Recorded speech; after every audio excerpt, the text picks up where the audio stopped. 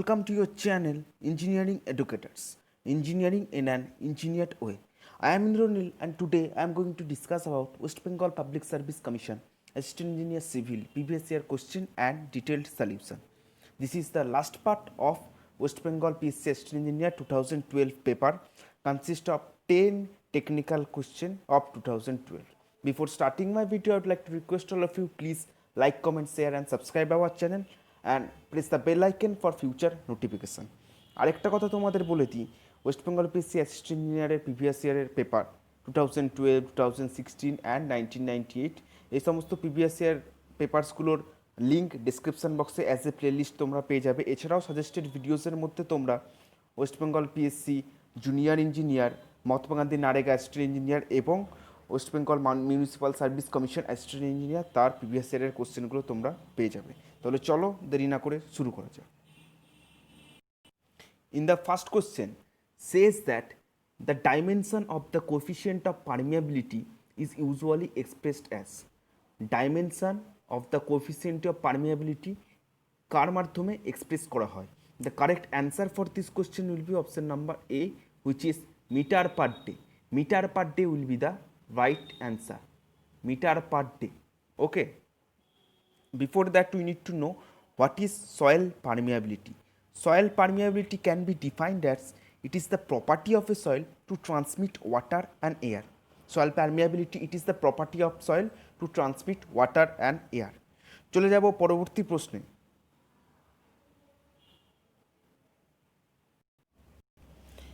In this question says that the differential equation for 1D consolidation is given by.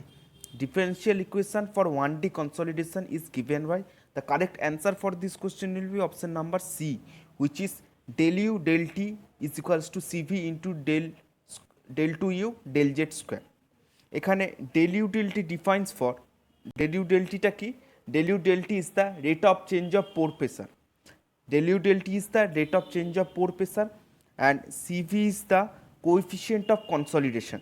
और del 2U del Z square की? Del U del Z is the rate of change of pore pressure with depth.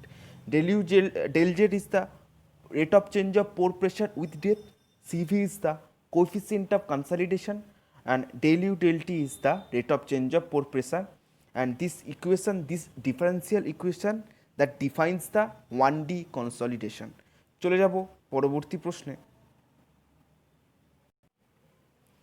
For a distribution which is symmetrical about mean the skewness coefficient is.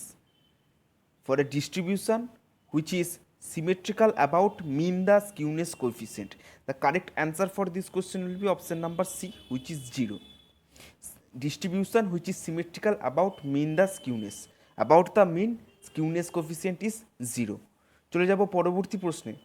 Ratio of volume of water retained by the formation to the volume of formation which is freely drained is denoted as.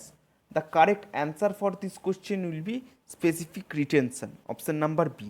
Specific retention K denote করা হয় SR দিয়ে। Okay, before that we need to know what is specific retention. Specific retention, it is the ratio of volume of water retained against gravity effect to the volume of aquifer. Okay, আর বিভিন্ন টার্মগুলো কী কী সেটা হচ্ছে specific yield. Specific yield can be defined as it is the ratio of volume of water which will flow under saturated condition due to gravity effect to the total volume of water.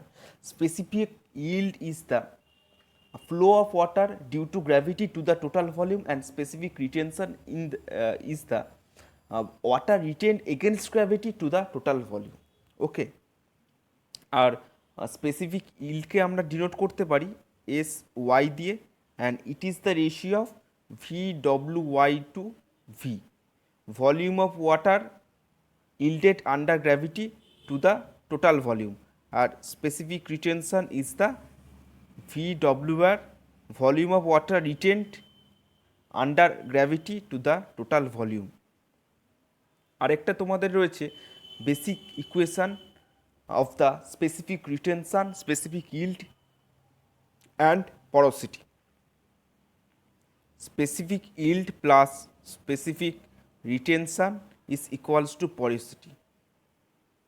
Okay, this question actually a part of well hydraulics, and specific yield, specific retention, and the relationship between specific yield, specific retention and porosity is very much important in the aquifer hydraulics. Okay, চলে যাব পরবর্তী প্রশ্নে.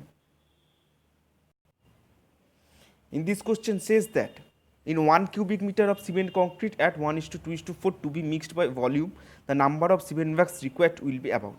Number of cement bags আমাদের calculate করতে হবে. কংক্রিটের ratio দিয়ে দিয়েছে 1:2:4. ওকে, সো বিফোর দ্যাট আমাদের কি জানতে হবে, এক ব্যাগ সিমেন্ট কত ভলিউম তৈরি করে, কংক্রিট 0.035 মিটার কিউব. ওকে, এখানে কি বলেছে, এখানে যেটা বলেছে 1 মিটার কিউব, 1 মিটার কিউবের জন্য কত cement.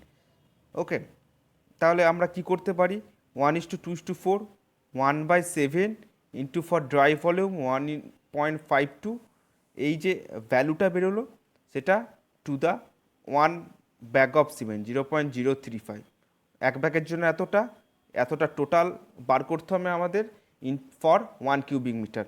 So by analyzing it or by calculation, the answer will be near about 6 bags of cement is needed for 1 cubic meter cement concrete as at 1:2:4 ratio. চলে যাব পরবর্তী প্রশ্নে. এখানে বলেছে কি মাল্টিপ্লাইং কনস্ট্যান্ট ট্যাকিওমিটারের কি হয়. It is a very easy question. Multiplying constant is denoted as K. Okay, and additive constant is denoted as C. এখানে multiplying constant K will be equals to F/I, option D will be the right answer.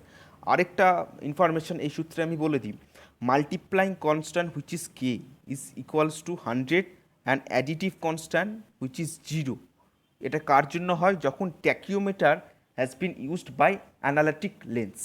যখন tacheometer will be can be used by analytic lens, the multiplying constant or K, the value of K will be 100 and additive constant or C, the value of additive constant will be 0. Okay, চলে যাব পরবর্তী প্রশ্ন. In this question says that a circular plate of diameter D submerged in water vertically so that the topmost part is just at the water surface. The center of pressure of the plate will be below the water surface at the depth. Center of pressure আমাদের বার করতে বলেছে. Actually কি বলেছে, circular plate এরকম একটা রয়েছে,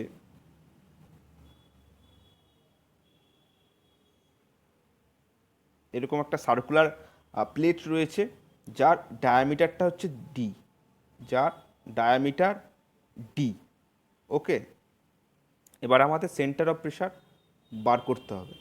centre of pressure আমাদের বার করতে হবে. সেন্টার অফ প্রেশার বার করার ইকুয়েশন আমরা কি জানি, to find out the center of pressure it has been denoted by Cp. Cp is the center of pressure, or H is equals to x bar plus Ig moment of inertia to the a x bar. ওকে, এখানে x বার কত, এখানে x বার হচ্ছে top surface থেকে কতটা ডিস্টেন্সে রয়েছে, that is h/2. Okay, we can say that is d/2. We can say that is d/2. Whole diameter is d and the distance is d/2. তাহলে আমরা বলতে পারি center of pressure is equals to x bar plus I by a x bar is equals to x bar is equals to d/2. That means d/2 plus moment of inertia for circular section কত হয়, পাই d⁴/64. Area কত হয়, পাই d²/4. ওকে, আর X বারটা কত, X bar is the d/2. Okay, এবার এই pi কেটে যাবে, 4 কেটে যাবে. So by calculating the value of centre pressure for circular section it will be 5d/8. Option number A will be the right answer. চলে যাব পরবর্তী প্রশ্নে. In the next question says that a transition curve is introduce to gradually change the transition curve introduce করা হয় to gradually change the correct answer for this question will be B which is super elevation. As you can see in the right hand side diagram, it is a typical image of a transition curve. আরেকটা কথা তোমাদের এই সূত্রে বলে দিই, transition curve যখন হাইওয়ের ক্ষেত্রে হবে, ট্রানজিশন কার্ভ যখন হাইওয়ের ক্ষেত্রে হবে তখন স্পাইরাল ইউজ করা হয়, স্পাইরাল ইউজ করা হয়, and the ideal transition curve for highway will be clothoid spiral. আর তোমাদের যখন রেলওয়েতে হবে, রেলওয়েতে transition curve will be cubic parabola, cubic parabola. Okay, চলে যাব পরবর্তী প্রশ্নে. In this question says that in part technique the critical path has slack value equal to, the correct answer for this question will be 0 or negative value. In part technique the critical path has slack value. চলে যাব পরবর্তী প্রশ্নে. In the next question says that it is seen from laboratory result that 10 milligram per liter of chlorine will be needed for breakpoint chlorination. কত? 10 milligram chlorine আমাদের দরকার, 10 mg per litre, 10 mg per litre. এবার কি বলছে, for residual chlorine we need to give 0.4 milligram per litre, milligram per litre. এই residual ক্লোরিনটা দেওয়া হয় কেন? ইন ফিউচার যদি কোনো রকমের ব্যাকটেরিয়া থাকে, to counteract that bacteria, that pathogenic bacteria আমরা কি করি, একটা residual amount of chlorine provide করি সেই ওয়াটারে. তো এই পার্টিকুলার দরকারটা ফর ব্রেক পয়েন্ট ক্লোরিনেশন, আর পরেরটা দরকার হচ্ছে কি in future to counteract the bacteria. তো এই পার্টিকুলার প্রবলেমে বলেছে 10 milligram per litre of chlorine will be needed for break point chlorination, আর 0.4 mg per liter has been given for particular residual chlorine for disinfected water. বা কী বার করতে পড়েছে, the requirement of chlorine for flow rate of 2 million litre per day. 2 ml-ডির জন্য আমাদের chlorine requirement বার করতে বলেছে. Unit কি? KG per day. Unit আমাদের KG per ডেতে বার করতে হবে, এটা মিলিগ্রামে করছি. তাহলে আমরা করতে পারি 10 প্লাস 0.4, তাহলে 10.4, okay, into 2 million per day, so 2 into 10⁶. আর এখানে কনভার্ট করতে বলেছে কেজি পার ডেতে. তাহলে 1 মিলিগ্রাম সমান কত? 1 মিলিগ্রাম সমান